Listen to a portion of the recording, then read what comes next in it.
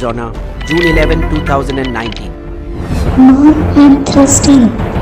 Leaving her daughter Gurpreet and her 8-year-old sister in the care of a fellow illegal. I will try to find some water. You stay here with them. Don't go anywhere, okay? Where could she find water? It was 42 degrees Celsius, 107.6 degrees Fahrenheit in the 260,000 square kilometer arid Sonoran Desert that stretches from Arizona and California in the US to Sonora and Baja California in Mexico. In the mother's vain search for water for her thirsty child, the two women soon got completely lost. It was only earlier that morning when smugglers had dropped the group on the Mexican side. This is American border. Walk across fence and you're inside. After that, you're on your own. Many parts of the border don't yet have a wall. Just a series of 3-foot tall metal poles driven into the ground to block vehicles from crossing. Surprisingly, India ranks 5th on the number of illegal immigrants crossing over from Mexico. Donald Trump's stricter immigration policy has ironically increased the rush of illegal aliens and Indians wanting to cross into the United States. Mexicans, of course, are number 1 on the list of illegal crossers, followed by citizens of Guatemala, Honduras and El Salvador. Most illegal immigration from India to the US is from Punjab and Haryana, who use the South American route, also called the donkey flight route. First, they spend about $1,000 to fly to Quito in Ecuador, the starting point which allows visa-free entry to nationals of India and over 180 other countries. From Quito, they travel by bus to Tulcan, the city in Ecuador nearest to the Colombia border, from where they are transported by car to Turbo, a border town in far eastern Colombia.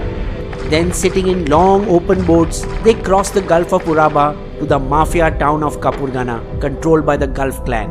There, travel agents or smugglers or coyotes as they are called, take a week to transport them through the Darien Gap, a 100-kilometer dense jungle that separates Central and South America. But the process is rarely smooth.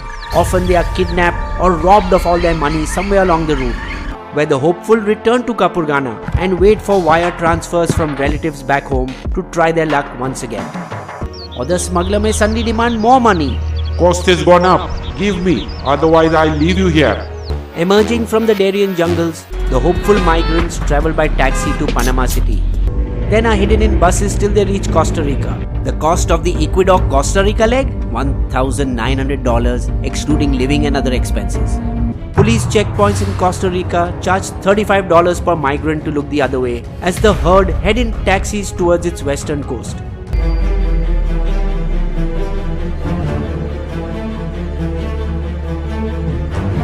After sunset, a 3-hour voyage by boat skirts most of the mainland of Nicaragua, bringing them straight near the Honduras border. 2 security checkpoints charge a fixed rate of $40 per person.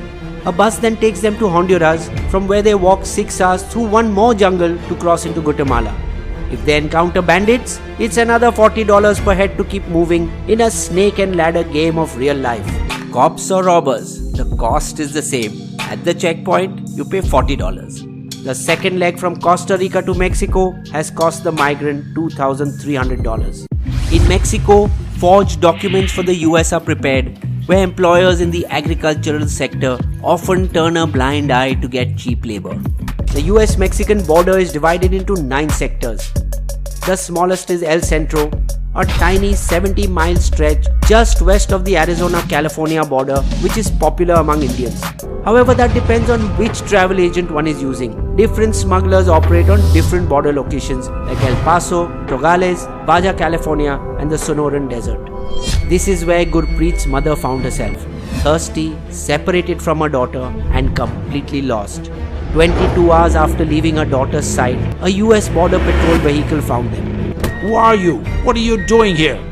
We are lost. Please help me find my child. We left her near the border somewhere here. The patrol searched the border area for 4 hours, but it was too late. Gurpreet had already died of a heat stroke, and her other daughter and the woman under whose care she left her was also not there. It took another day for the US Border Patrol to find her other daughter and the missing woman, also lost somewhere in the desert and lucky to still be alive. In January 2016, 24 young men in their 20s from Punjab, who too were on the donkey flight route, died when a boat carrying them capsized off the Panama coast. Methods used to smuggle illegals can be horrible. 12 Punjabis illegally entering Britain were found shivering and almost frozen at the back of a refrigerated metallic container packed with meat. Vietnamese Pham Thi Tra 26 was not as lucky. She, along with 39 other Asian illegals, suffocated in a similarly refrigerated truck near Grays, England in October of this year. But not before she sent out a heartbreaking text message to her mother. I'm sorry, Mom. I'm dying because I can't breathe. My path to abroad doesn't succeed. I love you so much. Each illegal immigration costs about 30 to 50 lakhs. If 9,000 Indians were caught and an equal number were not, illegal immigration just from India is a $1 to $1.5 billion, 8 to 10,000 crore rupee business. Someone who can afford 50 lakhs is not poor. In fact, these Punjabis live in proper pakka homes that boast of all amenities. Then why go to the US?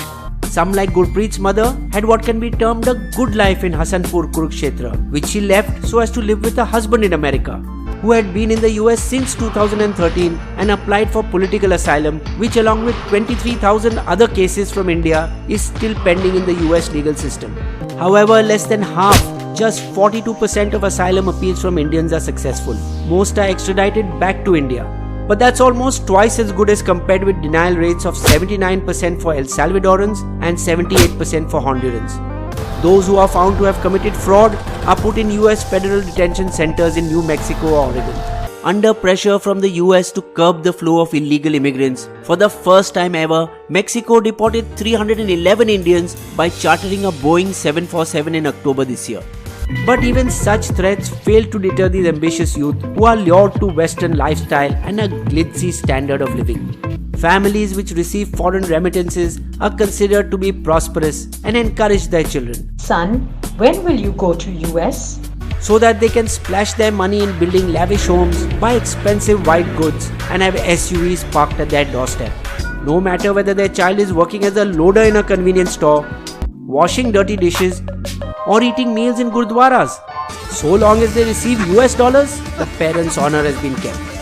According to a Pew Research Center study, there were over 10 million unauthorized immigrants in the US as of 2017, of which 6.3 lakh are Indian. These include those who have overstayed their B1, B2 visas, but not including students misusing their F1 visas or workers holding H1B visas. Obviously, the increased rush is people trying to cross the border before Trump succeeds in building the entire wall. Bizbo's Limerick! Getting into the US is an increasingly difficult dream. Though to get there illegally, there are still many schemes. By hook or by crook, methods not written in any book, before all the doors are closed by conservative regimes. Subscribe to Bizbo's channel and be sure to click on the bell icon. Be the first to know when Bizbo releases a new video.